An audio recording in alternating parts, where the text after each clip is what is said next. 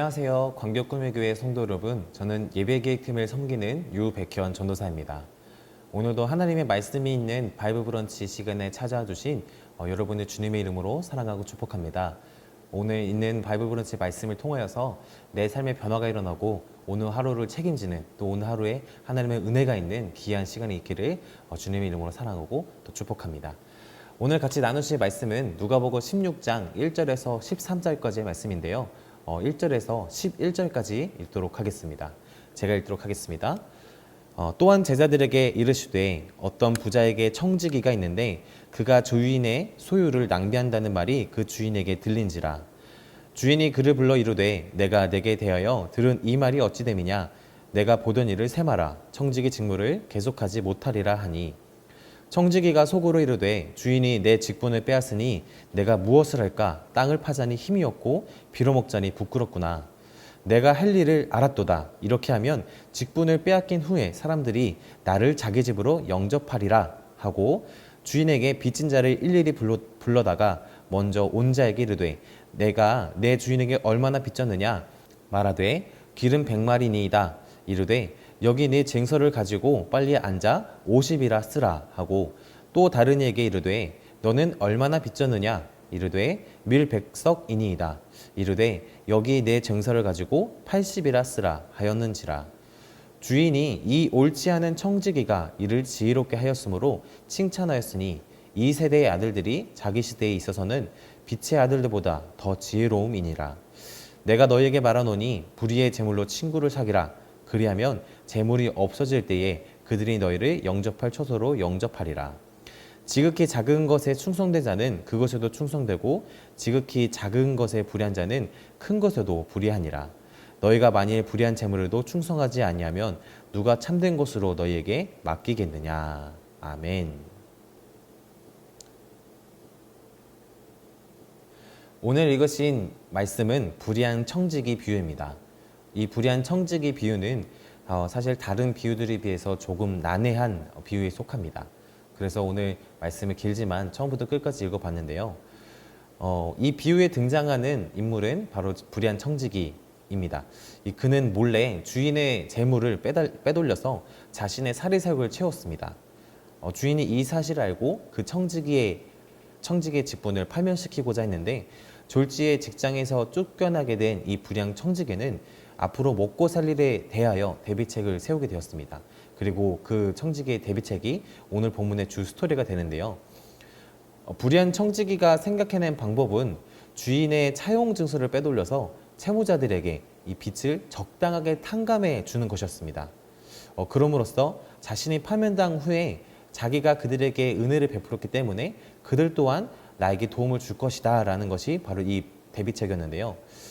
저는 개인적으로 청지기가 이런 대비책을 쓴 거에 대해서 한쪽으로는 야, 정말 천재적이다, 정말 대단하다, 어떻게 이런 생각을 했을까라는 생각을 했는데, 다른 한쪽으로는 결국에는 불의한 방법으로 파면을 당했는데 또다시 불의한 방법으로 이런 일을 꾸미네 라는 생각이 들었습니다. 과연 예수님께서는 이 비유를 통해서 어떤 말씀을 하고자 하셨을까요? 예수님께서는 이 비유를 통하여서 말씀하시려던 의도는 불신자들도 이렇게 지혜를 짜내어서 자신의 장래를 준비하고 있는데, 하나님 나라의 백성들은 그보다 더욱더 철저하게 준비하는 삶을 살아야 하지 않겠느냐라는 것이 하나님의 이 비유의 말씀 핵심입니다. 그러한 준비의 구체적 지침 행동으로서 예수님께서 세 가지를 말씀하셨는데요. 첫 번째는 불의한 재물로 친구를 사귈 것과, 두 번째는 충성된 삶을 살 것과, 마지막 세 번째는 재물을 섬기지 말고 오직 하나님만을 섬길 것을 명령하셨습니다. 여기서 불의한 재물로 친구를 사귀라는 말씀, 조금 해석하기 어렵죠? 이 불의한 재물로 친구를 사귀라는 말씀은 불의한 방법으로 모은 재물을 의로운 일에 쓴다고 해서 그것이 옳다, 이런 의미가 아닙니다. 다시 한번 말씀드리면은 불의한 방법으로 재물을 모으더라도 의로운 일에 재물을 쓴다면은 예수님께서 용납해 주시겠다, 이런 의미가 아니라는 것입니다.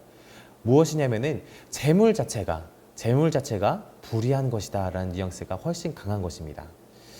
그래서 재물 자체는 신앙의 걸림돌이 되기 마련인 것인데, 물신 숭배라는 말이 있죠. 그것은 재물이 하나님처럼 숭배의 대상으로까지 격상될 수 있음을 하나님께서는 바리새인과 서기관들에게 지적해 주고 계신 것입니다. 13절을 저희가 한번 읽어볼까요? 집 하인이 두 저인을 섬길 수 없나니 혹 이를 미워하고 저를 사랑하거나 혹 이를 중히 여기고 저를 경히 여길 것임이니라. 너희는 하나님과 재물을 겸하여 섬길 수 없느니라. 우리는 13절에서 하나님과 재물을 대립시키고 인간이 두 주인을 겸하여 섬길 수 없다는 말씀을 통하여 재물의 불신앙적인 성향을 명확히 볼 수가 있습니다. 그러나 하나님의 백성들은 이러한 불의의 재물을 친구를 사귀고 하나님의 일에 충성하는 데 사용할 수 있어 하는 것입니다. 그것이야말로 지혜롭게 자신의 장래, 즉 하나님 나라, 천국으로 가려고 몸부리치는 자세인 것이지요. 오늘 읽으신 청지기 비유의 말씀은 사실은 바리새인들과 서기관들을 향해서 하신 말씀입니다. 그래서 오늘 본문 이후에는 바리새인들과 서기관들이 비웃는 그런 장면으로 등장을 하는데요.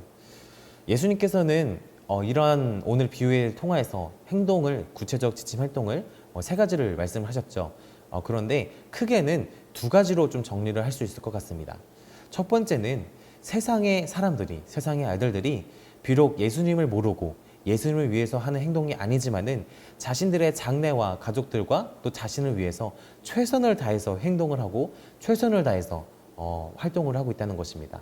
그렇기 때문에 그리스도인들 또한 하나님 나라에 가기 위해서 정말 몸부림치는, 정말 최선을 다하는 온갖 지혜와 온갖 지식을 활용해서 하나님 나라에 들어갈 수 있을 때까지 정말로 최선을 다하는 그런 삶을 살아야 된다라는 것이 첫 번째입니다. 그 두 번째는 오늘 예수님께서 말씀하셨던 것처럼 재물이 아니라 하나님을 섬겨야 된다. 재물이 아니라 하나님을 섬겨야 된다라고 말씀하신 겁니다. 오늘 비유에서 난해했던 부분은 사실 재물 때문이었습니다. 재물이라는 것은 사실 우리 삶에서 빼낼래야 빼낼 수 없는 정말 그런 부분이지요. 하지만 우리가 그런 재물마저 하나님께 내려놓는다면은 하나님께서 그 재물에 대한 어려움 또한 해결해 주시는 정말 전지전능하신 그런 하나님이신 줄 믿습니다. 오늘 말씀을 통하여서 우리가 적용할 점은 재물이 아니라 오직 하나님. 다시 한번 재물이 아니라 오직 하나님. 오직 하나님이시기 때문에 우리 삶에 있어서 최선을 다하는 삶을 살아야 한다는 것입니다. 오늘 나누신 말씀을 통해서 오늘 하루를 살아가길 바랍니다. 재물이 아니라 오직 하나님. 하나님만을 섬기고 하나님을 위해서 최선을 다하고 하나님께 충성을 다하는 그런 삶을 사는 우리 광교꿈의 교회 성도 여러분이 되시기를 주님의 이름으로 사랑하고 축복합니다.